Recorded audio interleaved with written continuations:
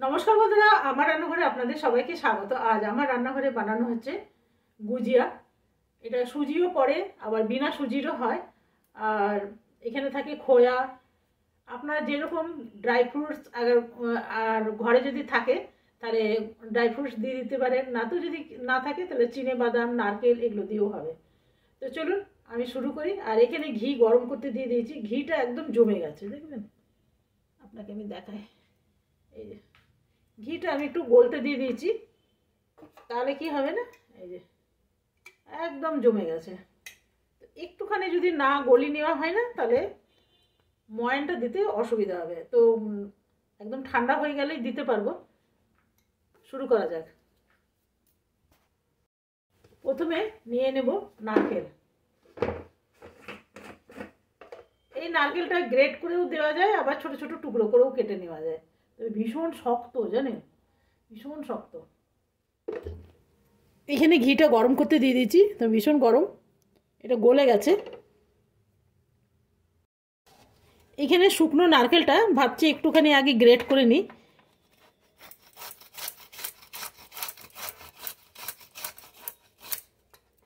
এই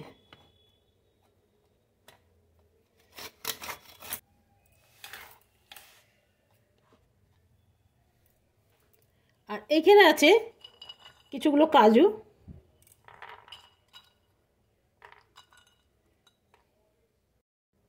এইখানে আছে কিছু আমন্ড, আর এইখানে আছে একটু চিনে বাদাম, আর আছে কিশমিশ। কিশমিশটা আপনাকে আমি দেখাই, এখানে আছে কিশমিশ। এগুলো আমি কেটে নিই। চলুন, এগুলো কাটতে তো সময় লাগবে।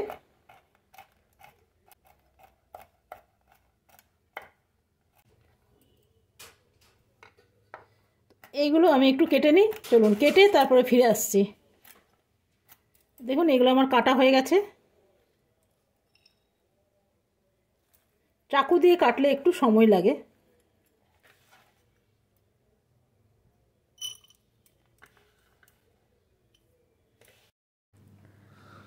এগুলো হলো চিনে বাদাম।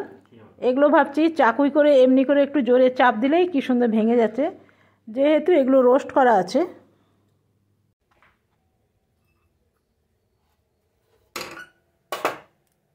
এখানে আমি একটু সুজি নিয়ে নেব, বেশি নেব না।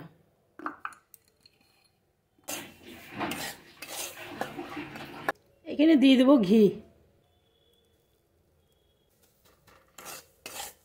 আমি এরপরে এর মধ্যেই সব কিছু একটু দিয়ে ভেজে নেব।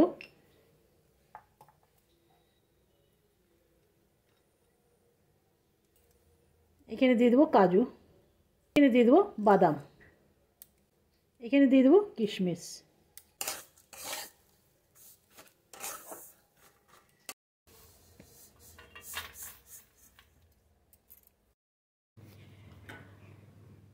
এইখানে আছে খোয়া, আমি বাড়িতে বানিয়ে নিয়েছিলাম। এটা 1 কিলো দুধের আছে। তো এটা এমনি হাতে করে একটু আমি গুঁড়ো গুঁড়ো করে এর মধ্যে মিলিয়ে নেব। আর খোয়াটা দিলে ভীষণ খেতে ভালো লাগে।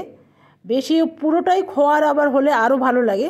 তো আমি বেশি অল্প সুজি দিলাম না, একদম অল্প সুজি দিলাম।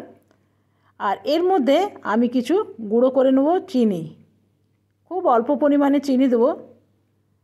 আর এগুলো আমার খোয়াগুলো গুঁড়ো গুঁড়ো হয়ে গেছে।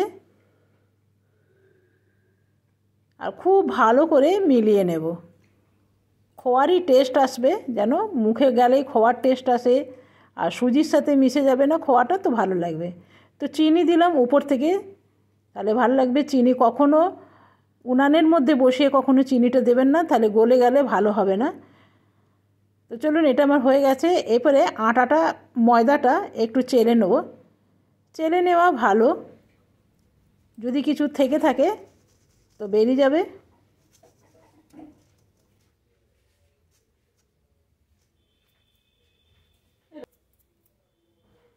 এখানে দিয়ে দেবো ঘি।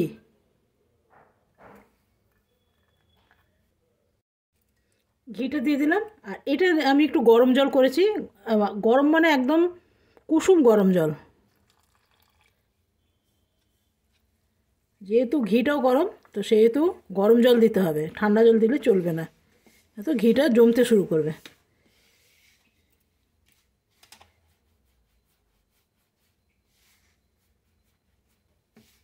আর একদম টাইট মাখতে হবে, লুজ মাখলে চলবে না।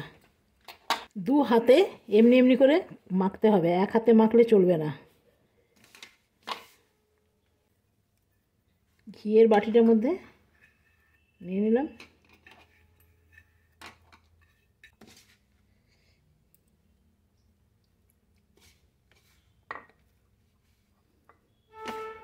দেখুন, ঘি যদি গরম করে দেন তাহলে জলটাও মানে কুসুম গরম জল করতে হবে, না তো না ঘিটা জমতে শুরু করবে, সেটা ভালো হবে না।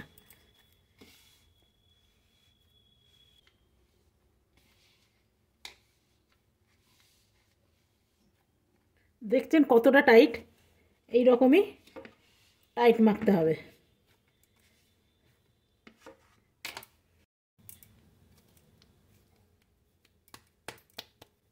এটা আমি 1 ঘন্টার জন্যে রেস্টে রেখে দেবো। আর 1 ঘন্টা পর আমি ফিরে এলাম, আর এসে এরপরে আমি বানিয়ে নেব। তো আমি ছোট ছোট লেচি কেটে নিলাম, একদম লুচির মতন। লুচির চেয়ে বড় কিন্তু করব না।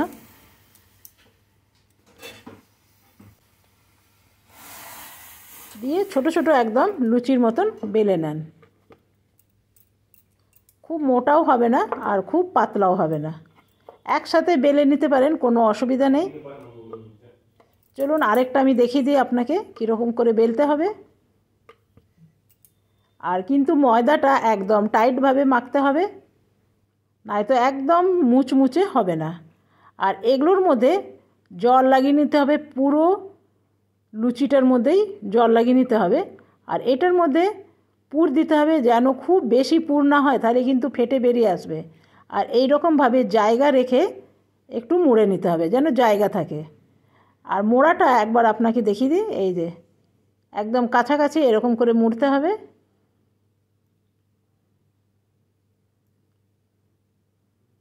দেখুন কি সুন্দর হয়েছে। আর এটা যদি মানে তেলের মধ্যে ভালো করে না মোড়া হয়, তেলের মধ্যে বেরিয়ে এলে পুরো তেলটা নষ্ট হয়ে যাবে। একটু চারদিক থেকে জল লাগালে চলবে না, পুরো লুচিটার মধ্যে জল লাগিয়ে নেন, ব্যাস। আর দেবেন না, খুব বেশি মশলা দিলে ভেতরে তাহলে বেরিয়ে আসতে পারে।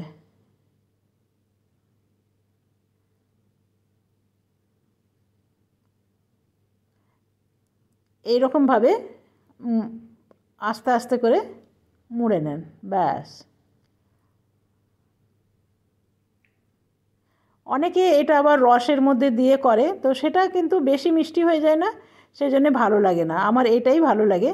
তো দেখুন আরেকটা দেখিয়ে দিলাম। 2024কে স্বাগত করতে পারেন এই মিষ্টি দিয়ে।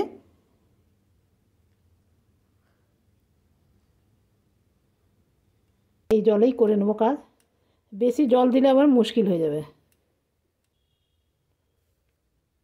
চলুন বাকিগুলো। তো দেখুন বেশ অনেক কটা আমার হয়ে গেছে।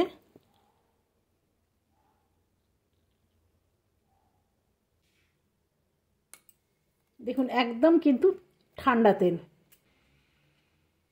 আমি একটা একটা করে ছেড়ে দিই। তেলটাকে প্রথমে আমি গরম করে একদম ঠান্ডা করে নিয়েছি, তারপরে এগুলো দিয়েছি। একদম ঠান্ডা তেলে দিতে হবে। দেখছেন সব নিচে চলে গেছে, যখন হয়ে যাবে নিজে নিজেই উপরে চলে আসবে। দেখতে পাচ্ছেন অনেকটা উপরে চলে এসছে। আর এটা একদম লো ফ্লেমেই হবে, আর হতে প্রায় 6-7 মিনিট তো লেগেই যায়। কালার আস্তে আস্তে 6-7 মিনিট লাগে। তো দেখুন এগুলো কালার চলে এসছে, আর আমার হয়ে গেছে। এরপরে একটা একটা করে নামিয়ে নেব।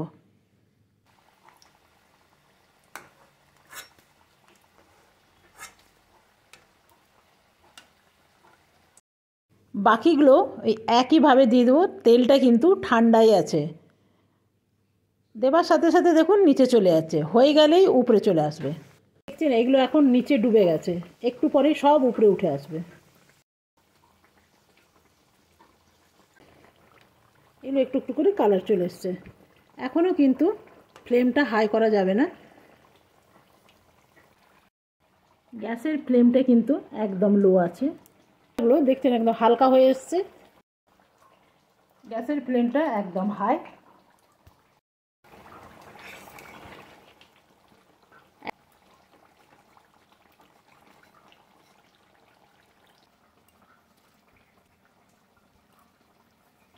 দেখুন আমার তৈরি হয়ে গেছে আর একদম মচমচে হয়েছে। একটা আমি ভেঙে আপনাকে দেখাই।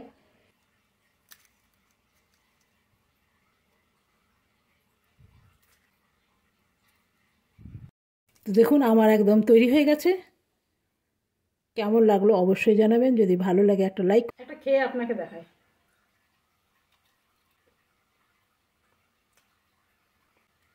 সুজিটা যে ঘি দিয়ে ভাজা হচ্ছে না, ওর গন্ধটা এত ভালো আসছে আপনাকে কি বলবো।